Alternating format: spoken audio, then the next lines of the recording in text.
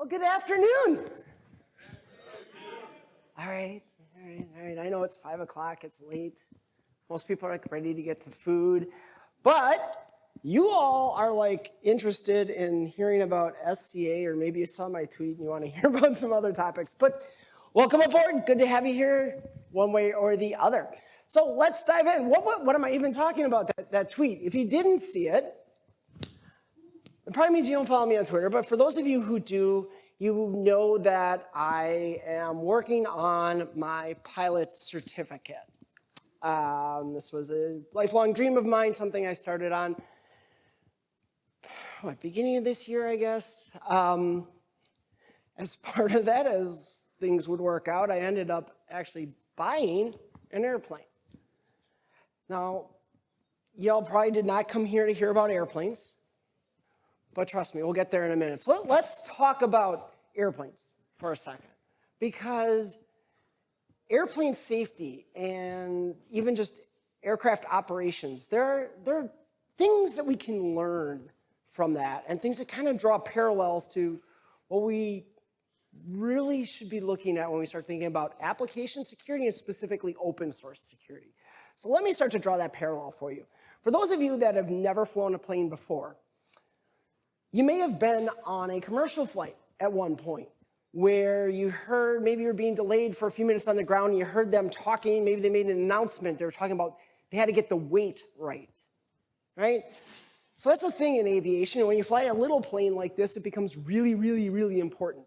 How much weight is in the plane and how is that weight distributed across the plane? Some other things that are really important when you're flying an airplane is knowing all of the equipment that is on that plane. So one of the things that you get when you buy an airplane is you get, essentially, we call it a pilot's operating handbook. You might think of it like an owner's manual, right?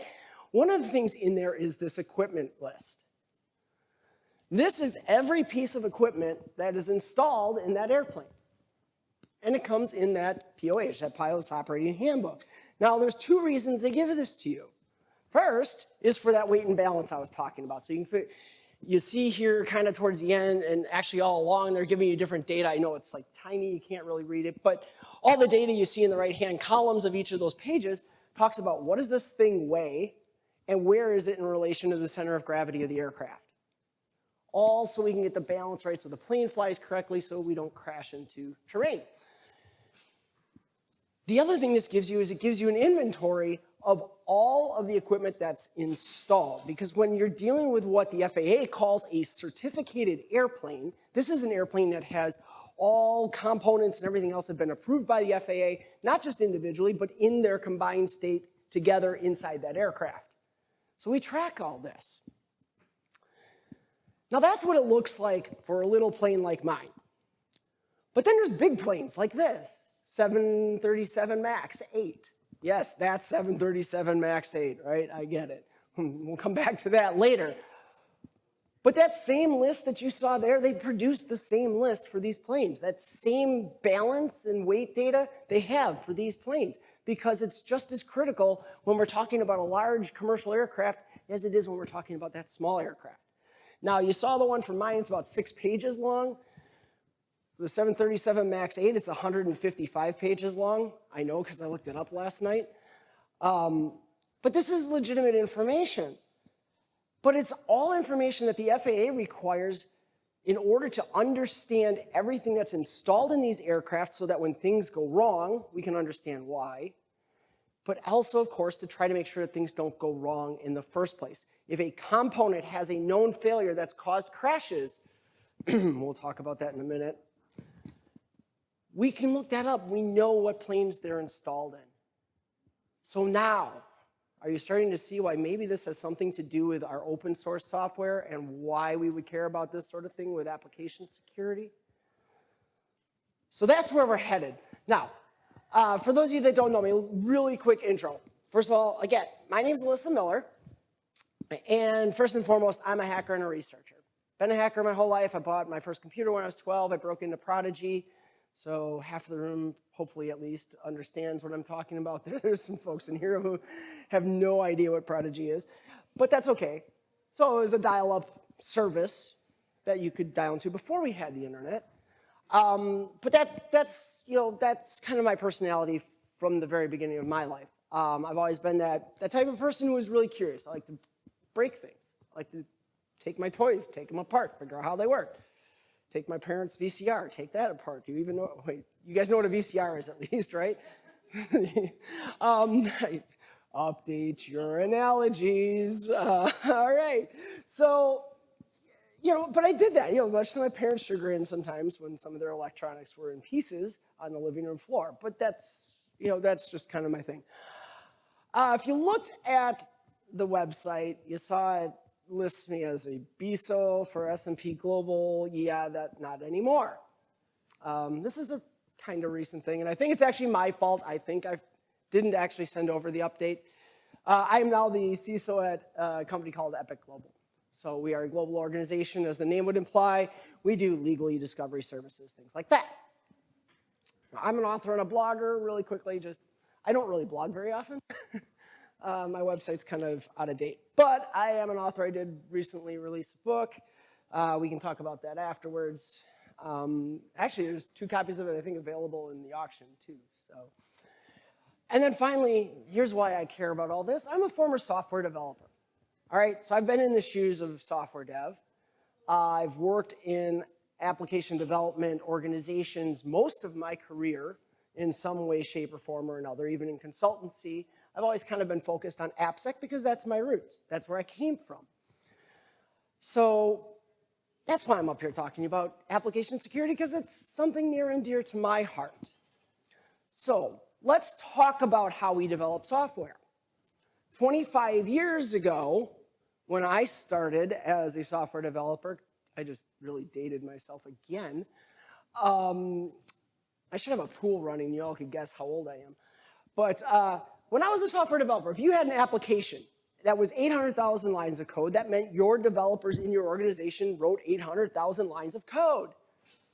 It ain't that way anymore, because we have these cool open source community and these package managers that we can leverage to pull code from the open source community. So now I write an application, it might be 80,000 lines of code that I've written, but the entire application turns out to be hundreds of thousands of lines. So for instance, we use things like these package managers to say, hey, go grab this package that does this common task, go grab this package that does this common task. And what's really cool about this is not only then do I have this manifest like you see here that says, hey, here's all the dependencies from the open source community that I want my package manager Maven to go grab and include in my software because I call different components of it. But now each of those packages has its own dependencies. Oh, and then those dependencies have more dependencies of their own, and then those dependencies have more dependencies of their own. Now try and go figure out how much open source you have in your software. That 80,000 lines I wrote turns into 800,000 lines, right? This is the story of modern development. It is the best and worst case scenario. From a development perspective, it's what we preached way back when I was a developer. It was all about code reuse. And we started trying to create, we had DLLs that, you could use that, and you could create classes, and you share those DLLs amongst your different software, and you can leverage all that. Well, now we've got open source. So somebody creates something really, really cool, like maybe something that writes logs. Foreshadowing, that's what that is. And we can all use it. And we go, because why should I have to write my own logging mechanism if somebody already wrote all that? And instead, we can all just contribute to it. We can all make it really good and make it really cool. And because everybody's looking at it, it makes it more secure, right?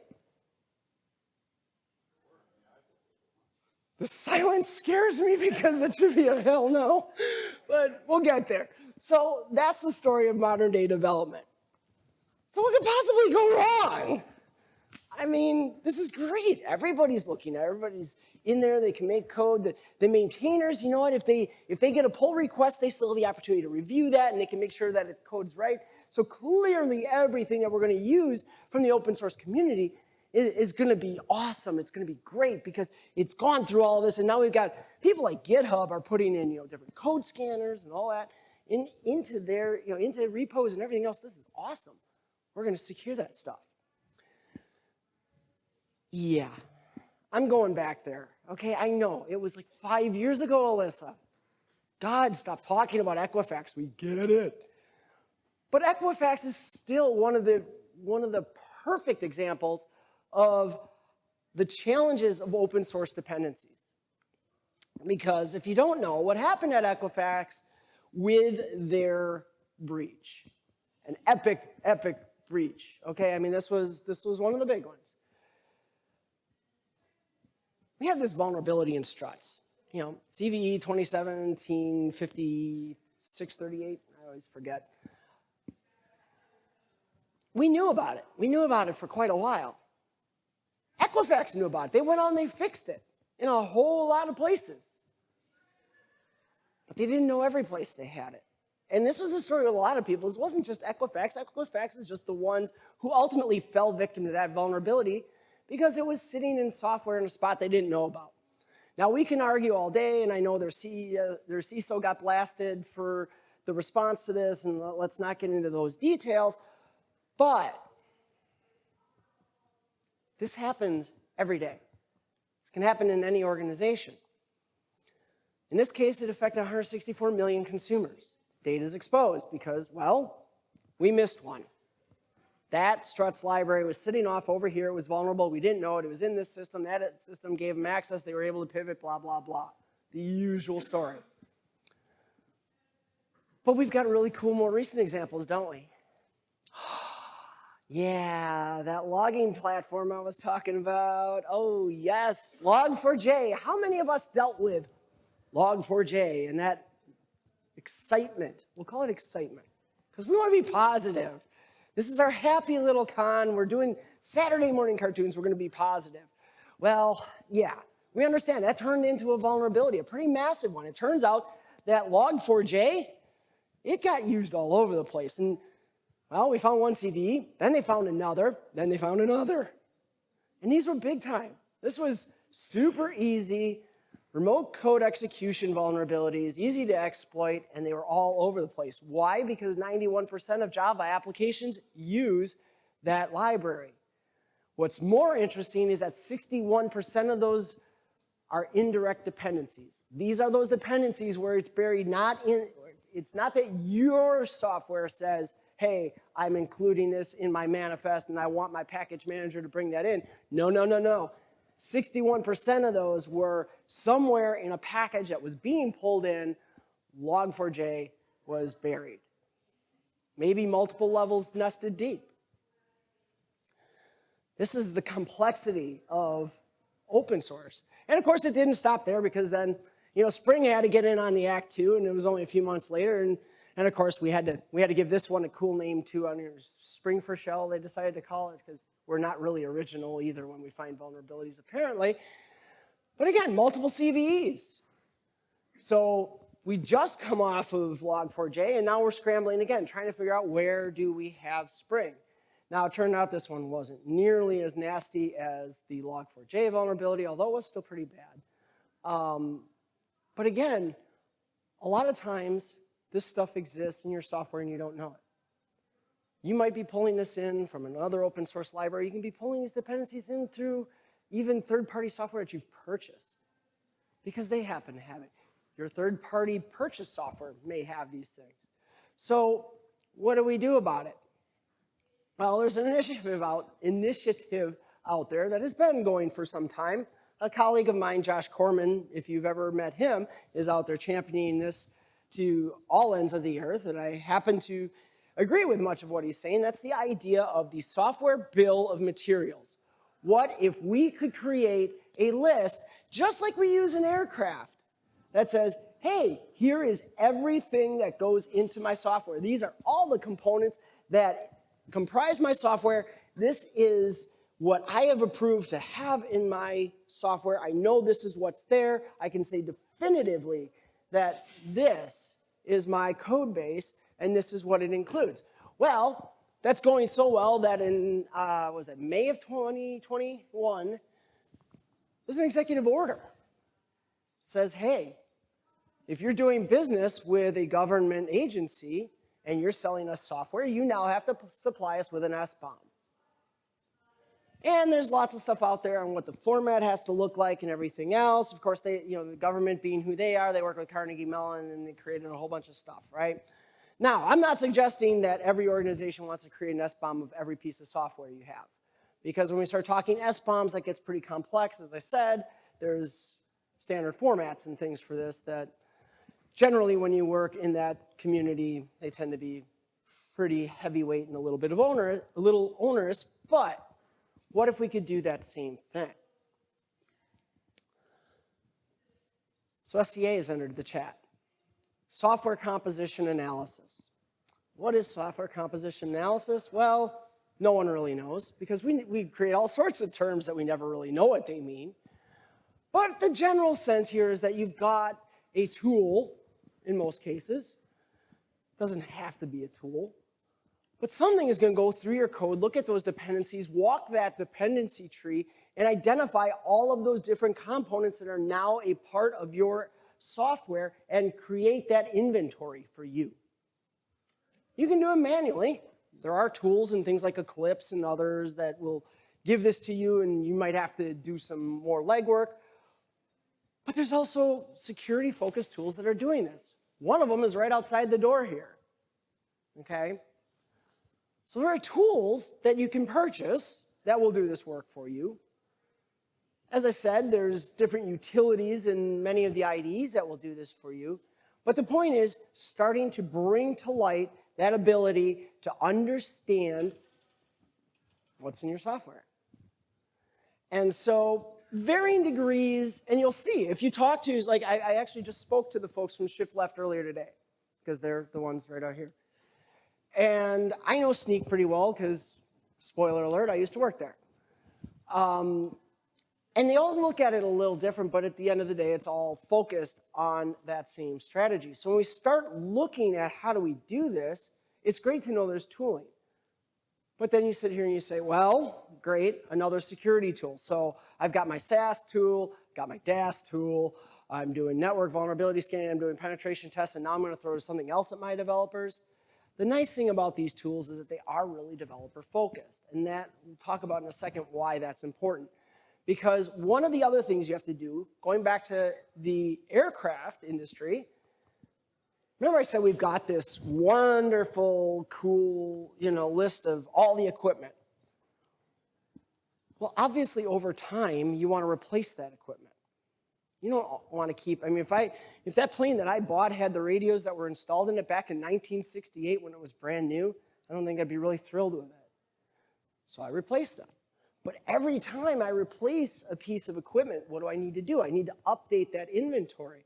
And if I'm doing it on a certificated airplane, the FAA requires me to fill out this form. Well, actually, my mechanic or whoever installs it has to fill out this form. This is the FAA Form 337. Geez, I can spit that out.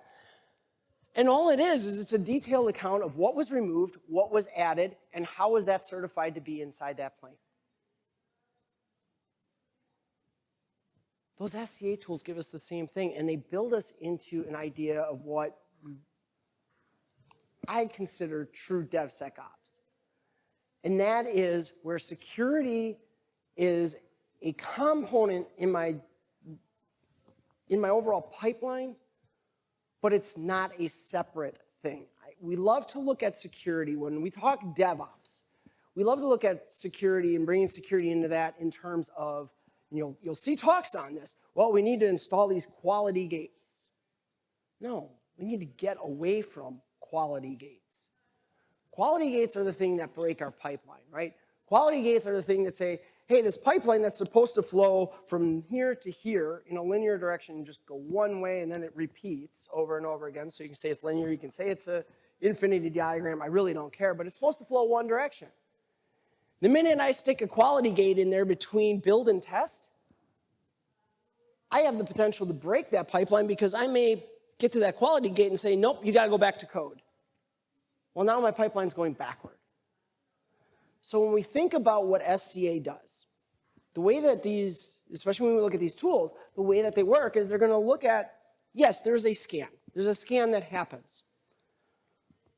It happens one time. I've got my inventory. Now, maybe it happens each time I build, But a lot of these tools are built into the pipeline tools. So they're sitting in your repositories. They're sitting in your build tools. They're sitting in your CI tools. And yes, they are constantly active, but the cool thing is when you have that inventory, the other piece that they give you is that monitoring, so that when something changes, maybe you didn't change your code at all. What's our solution for that with SaaS today? If I have a piece of code that hasn't had any development done on it in 90 days, either my view of the vulnerabilities in it are 90 days old, because that was last time I ran a scan, or I got to have some policy that says, hey, if you go so long without scanning your code, you have to scan it again. Well, with SCA, what you get is you've got an inventory, and now you can monitor that inventory for new known vulnerabilities. You can get that proactive alert to say, all right, I need to go back and fix this. So when something changes, it's documented. You've got that visibility. So now, when the next log4shell or whatever goofy name we come up with for the next one comes out, instead of sitting there and wondering, I wonder if this is vulnerable now, we know. We know because we have an inventory. We have a tool that's monitoring. We have a tool that's letting us know, hey, you know what? We saw this in your environment. You're going to need to know about it. Well, that sounds pretty cool. So now incident response sensor is the chat, right? Because in the airplane world, when we have something like this come up, like, I know you may not understand the term, but the angle of attack indicator, instruments on a 737 MAX 8 are problematic. The FAA goes and they issue an emergency airworthiness directive that says, you got to fix this or you got to ground your airplane. And that happens with little planes like mine.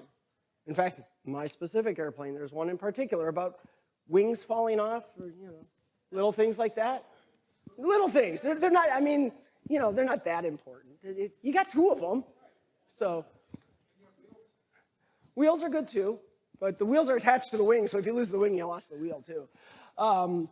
But seriously, that's a legitimate airworthiness directive for my aircraft, is about an issue with wing spars that causes fatigue cracks, long story. But imagine being able to do this now when you've got something like log4j, where there's a log4shell vulnerability and it pops up. Think about what it would be like as you're sitting there. How many of you, when log4shell, so there are a bunch of you that raised your hand, you had to deal with this. How many of you knew right away where all of your instances of log4j were? I have one hand. S-bombs. Yes, because what if you had a tool that gave you this? So this is one of my favorite stories from when I dealt with it, which was at that former employer, where we actually leveraged one of the, I won't tell you which, but one of those logos I put up there before, and we were using it in our DevOps pipeline. So when log4shell came up, within hours, I had a complete inventory of 953 locations in all of my software where we had a log4j dependency. And I can tell you a lot of them, probably close to that number from Sneak that said 61%. It was somewhere in that ballpark of ours were indirect dependencies. So think about the magic of that for your incident response team. When you can go into something like that and you say, yeah, we already know where all of it is. We can already start figuring out how we implement mitigations. How are we going to fix our own code? How are we going to reach out to a particular vendor who's got to fix theirs? How do we prioritize these? That information was all there within hours. Within 2 weeks, we had this completely remediated. I'm talking to CISO peers of mine who were still trying to figure out where they had it. They were still trying to build inventories of this. So that's where the value of SCA starts to come in is, okay, yeah, I can actually understand this and I can gain that visibility, and now I've got that catalog. You mentioned that you've got SBOMs in your organization, and this is what it does for you. So think about that. That's awesome. But you know what? Incident response isn't the only place, because guess who else wants in on this conversation? Your compliance team. But then, when compliance, compliance gets involved, goodbye. All right. But no, seriously, compliance wants to be there. Because what can we do with this from a compliance perspective? Well, there's a couple really cool things. So when I think about, again, sticking with my metaphor from the aviation community for one slide longer, for those of you that don't know, the FAA, the NTSB, and even NASA get together and spend a lot of time and effort finding lessons learned, measuring every statistic they can get their hands on. Now, for those in here that are in the aviation community, yes, we can argue about how good they are at that, but the intent is kind of there, right? They're collecting tons of data, and they make this data available because the focus is they want people to learn from this. So data on crashes, you can go out there, you can read the reports from these things are public. Now, you can argue again about the quality of sometimes some of the information, especially when it's a small general aviation aircraft that crashes versus a nice big airliner. They tend to care a little bit more when, hundreds of people die versus 2. But the data's there. So compliance wants that too. Compliance wants to be able to look at it and say, all right, how are we doing? Are we getting better? How are we responding to these things? Where are we seeing vulnerabilities?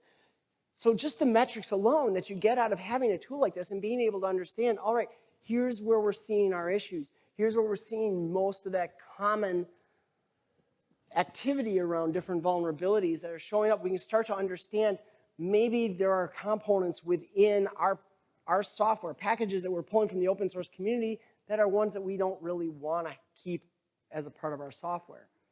Because again, you're dealing with open source maintainers. Some of them have all the time in the world and they're big groups and they can spend a ton of time on this.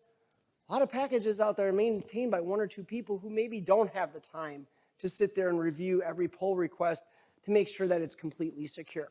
And so you as an organization may want to make a decision about, do we keep including that particular package or should we look at something else? Or here's a novel idea, and this is the one that makes the legal team and the financial team freak out, but maybe we start contributing back to that project. Maybe we, as form of payment, since we're getting all this free code, maybe our commitment should be to making that code better. Some organizations, some of the bigger ones, are doing that. That's not the only thing compliance is interested in. Think about this. So if I am pulling source code from the open source community, and let's say it's licensed with Creative Commons, what potential issue does that have? There's a few. One, am I even licensed? Am I even licensed to have these components in my software? Am I using it in a way that is consistent with their license? So just that general licensing discussion can be really important for your compliance team. But let's think about in terms of IP for a moment, intellectual property. What does Creative Commons in most of the iterations of their different licenses require? Think like share and share alike. So if attribution as well, yes. In fact, that's actually an interesting challenge too. But think about the share and share alike for a minute. So share and share alike basically says that, well, if I'm going to use your open source software, now anything that I included in becomes open source too. Your legal team may have an issue with that. Your product teams may have an issue with that. Those are things you want to know about. And so here again, having that catalog and being able to understand what is in your software, yeah, this extends way beyond security now because we're talking about compliance things and licensing. That's not really a cybersecurity thing anymore. But hopefully what you're starting to think and you're starting to see as I start to tie into these other teams is, oh, wait, maybe there's more people than just the cybersecurity team that want to see this tool in use. Maybe even your customers care. You may not be doing business with the federal government today, but what happens when you get that big financial services customer, that global behemoth who comes to you and says, hey, we want you to supply us with an inventory of all the open source in your software? Or at minimum, they say, we want to know, we want to have validation that you're monitoring that. This is when you have things like S-bombs now that are being mandated by the federal government, this is where we're headed. So getting ahead of that and having the capability, whether you buy one of those commercial tools or you find ways to do it yourself, software composition analysis is important. It carries business value.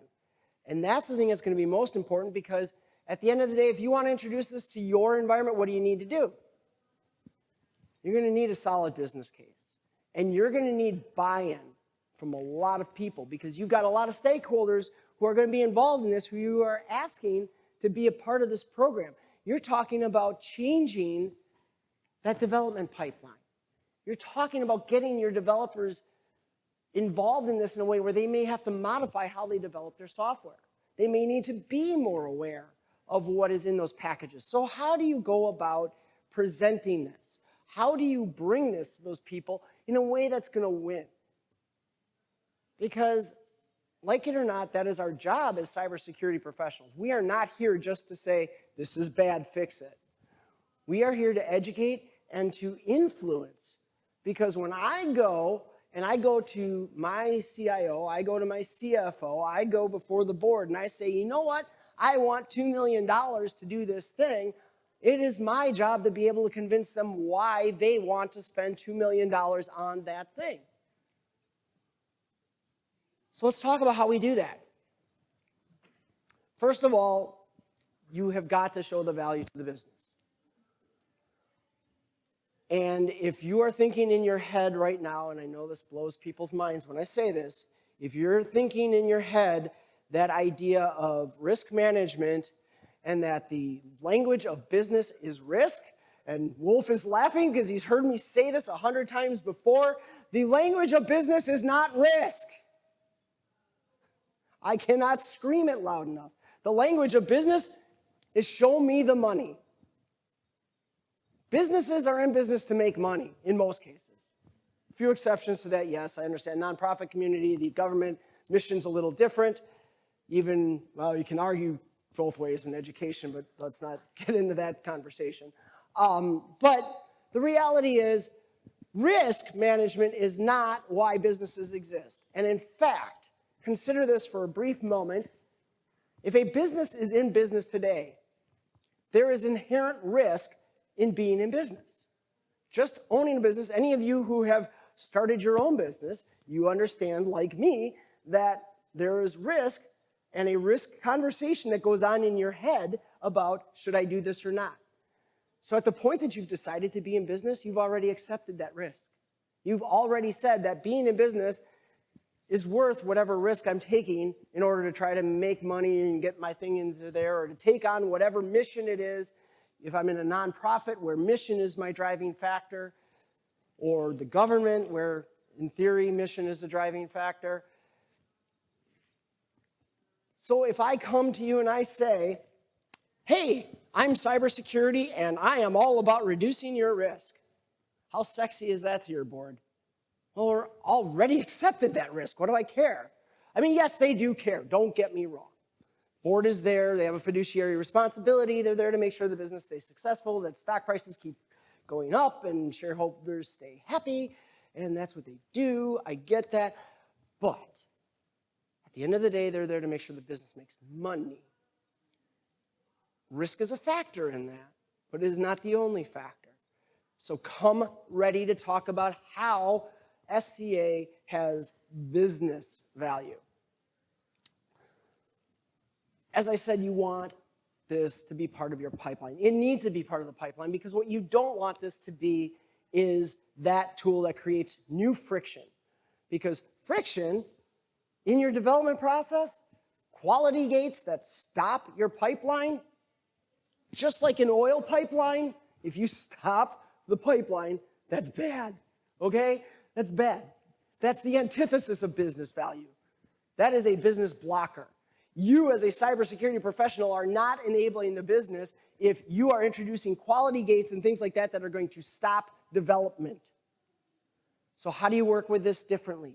How do you bring these tools into the pipeline so that they happen inherently with the pipeline? How do you get your pipeline so mature that, you know what, scary thought, You can go to production with a known vulnerability in your software because, hey, I know my pipeline is mature enough that the next cycle is going to pick it up and it's going to have it fixed in 3 hours or maybe a day or two. And I can launch a mitigation in the meantime. Maybe we've got great WAFs in place. I don't know. Pick your mitigation of choice or multiple mitigations, please. But at the end of the day, getting in there without friction.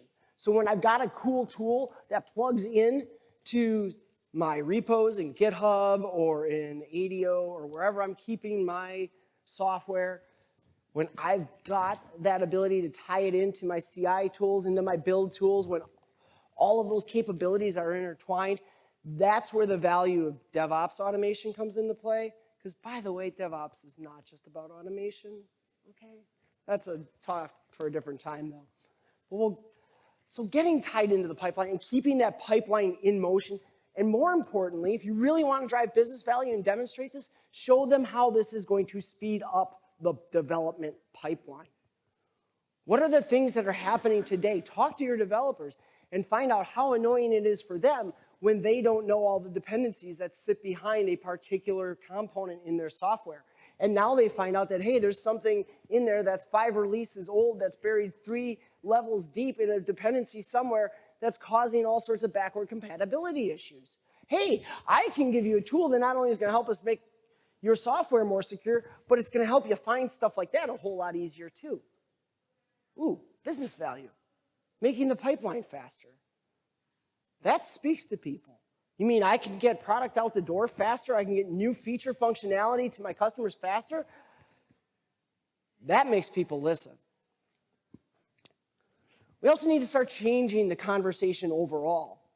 You know, it's funny. I started this new position 8 weeks ago. Go into a conversation with my CEO, I think my second week. And we were chit-chatting, and they had a major breach a couple years ago, and he says to me, just don't let us get breached again. Okay, let's talk about that for a minute. Now, we can all in this room sit here and say, well, gee, it's not if you get breached, but when. I know this in the back of my head, but why is my CEO saying that to me? Because it was freaking painful when we got breached. But I know that we're going to get breached again. I know that's going to happen because the laws of averages say so. I know for sure I'm not going to guarantee him that I won't, that I'll stop all breaches. But what are we there to do? We're there to slow down. We're there to be resilient. We're there to create that resiliency. We're seeing this as a trend in the industry right now, the focus on that word resiliency. And that's the conversation we need to be driving. So when I think about this in terms of SCA, is this going to stop all vulnerabilities? No. Is it going to stop me from getting breached? Probably not. This is not the thing that's going to prevent all breaches. If that product comes along, I will be the first to let you know. I'm sure there are some vendors who will claim they have it, but trust me, they don't. But the reality is when we have these conversations, if I'm going to go in there and I'm talking about SCA, what I'm talking about is how do we get incrementally better? How do I start a program of continuous improvement where I am going to make our software more and more secure day over day, year over year? Because now I'm starting to shift the expectations. When the expectations are, I'm going to install this thing and we're never going to get breached again, I'm lying. Because how long did it take before Log4j became a CVE versus when it was actually first discovered? No one really has an answer for that. We saw lots of activity before it was logged as a CVE. We know that. But we don't know how long that's been known about. We don't know where that's been leveraged. So to sit there and say that this is the end-all, be-all answer, no. But to focus on that story of how this is helping us understand our ever-evolving technology, that's the key. Because I've also had board members ask me, hey, when are we done with having to invest in cybersecurity like this? When technology stops changing, right? So let's change that conversation and make that focus when we're talking about SCA or any other initiative for that matter. It's all about our ability to be resilient. And what we're trying to do is we're trying to strengthen our defenses, not look for perfection. Because perfection is the thing that is unattainable. That is the thing when we got people out there talking about be breachless, install our product. I don't even know what that means. Be breachless. That was a cute one I saw. We're trying to get stronger. We're trying to get more resilient. We're trying to make our defenses such that we are a real pain in the ass to try to breach. That's what I want. You know what? I want to be a tough nut to crack. Am I crackable? Probably. I will never stand up here and say that I can never build an organization that isn't going to be. But focusing the conversation on making our defenses stronger, here's how it's going to make us stronger, not just in terms of, hey, we're stronger from a cybersecurity perspective, but we are strengthening our compliance, we're strengthening our ability to react, we're strengthening the entire organization through the use of something like this. And that's where we need to start to, again, have a very different conversation than what we've typically done. You go in front of a board and you say, hey, this is the end-all be-all solution that's going to make all our software secure. It doesn't fly. This is a tool that, hey, you know what? I talked to compliance, and you know what? They're on board because they say this is going to strengthen our compliance program as well. We're going to understand our licensing better. We're going to have better metrics. We're going to be able to understand, what third parties we're leveraging and how good a job they're doing and all of these things. Great. Okay, we can start to understand that better. This is going to make our pipeline stronger and faster because, hey, it's given us this ability to see, and the developers have told me this is all the problems they're having, and I've got a solution that's going to help them. Think about when you start to draw that picture of how your initiative affects all those other areas positively, especially when you can get those other areas to come in and say, yeah, we support this and we want it too. Getting your stakeholders on board to say, we're looking for extra strength here. This is going to bring it to us. And then finally, I said it. Risk is not the language of business. If you want to find the Holy Grail when you are trying to sell an initiative to your board, tell them how this is going to make them more money. Well, how do I make more money with SCA? Thoughts? Let's start with that S-bomb idea. How many organizations are asking you right now about, your software? How many of them are saying, hey, we want to understand what you're doing to secure it? When you can show them that you're on the leading edge and, hey, you know what? This is something we do. We're able to understand everything that's in our software. We're able to provide you immediate alerts when there's a new CVE that comes out in the open source community as to whether or not that's part of our software. We're able to provide you that better visibility and capability, and we have the strength and the processes in place to address those immediately. Those conversations happen easier. Because what happens when you're talking to, say, a gigantic multinational who wants to understand your cybersecurity program, and you can show them that you're doing something that is proactive, ahead of the game, ahead of what most people are doing today, they don't ask as many questions. Because now they start to see, oh, okay, they're doing kind of leading edge stuff. We're on board with this. So that's a maybe less tangible, but really specific way to talk about how this really builds your business development, how this starts to make money for the organization. Now, depending on who you are and the nature of your business, there might be other ways that you can actually turn this into a revenue generator. Think about this for a minute. How could you take that software inventory that you have that talks about everything that's in your software, depending on what you're selling, depending on what you're providing, what if there's that opportunity to even sell that alone as a capability to your customers? That they now have that visibility, that they now have that capability, or they can leverage that in some way. When we start to think about our security initiatives that way in general, whether it's SCA or anything else, this is where we really start to find traction with the board, with the executives, and so on. So be on the lookout for those. Talk with your business teams. Talk with your product teams. Understand what they're doing and say, hey, I want to bring this new thing. Where can we maybe look to leverage this into a revenue opportunity? How can we sell an additional layer of service that includes this SCA visibility or capability or some offshoot of what it provides us. Look for those elements and bring that to the table.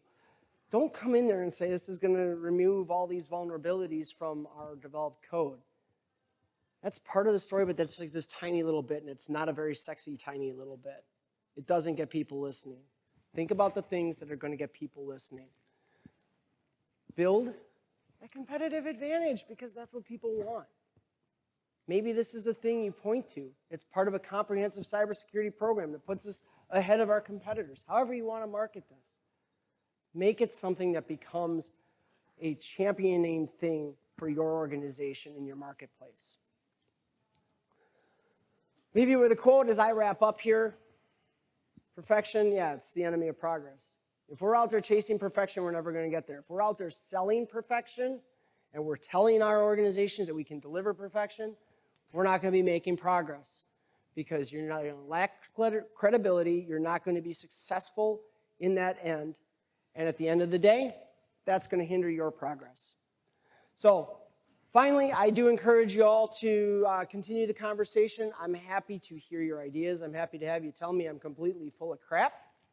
I'd appreciate it if it was a little kinder than that. But hey, you know what? Sometimes, maybe. But reach out to me on social media. Twitter, by far the easiest. LinkedIn is okay, but I will tell you I don't get into LinkedIn a whole lot. My website's up there too if you want to contact me through there as well. Finally, big thank you to my organization, to CircleCityCon, for having me here. And of course, thank you to all of you for being a part of the day. Enjoy your conference.